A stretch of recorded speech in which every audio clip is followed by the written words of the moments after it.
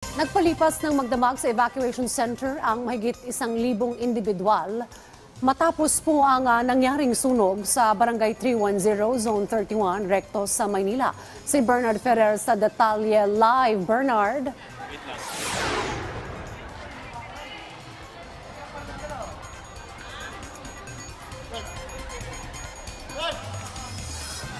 Umabot sa 1,116 na individual ang naapektuhan ng sunog sa residential area sa Barangay 310, Zone 31, Recto, Manila.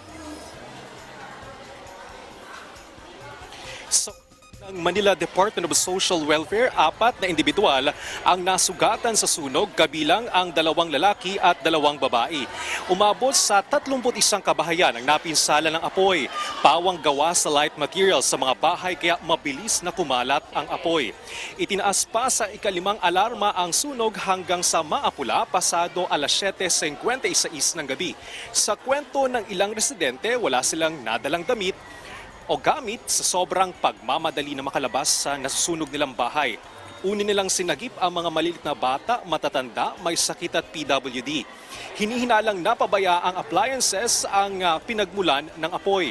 Mahigpit naman ay pinagbabawal sa evacuation center ang pag-inom ng alak, paninigarilyo.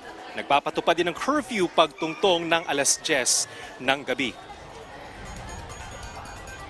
Dayan, sa ngayon na mamahagi ng hot meal ang Manila Department of Social Welfare para sa mga apektadong residente habang hinihintay din nila ang tulong na maibaabot ng Manila LGU. Dayan? Maraming salamat sa iyo, Bernard Ferrer.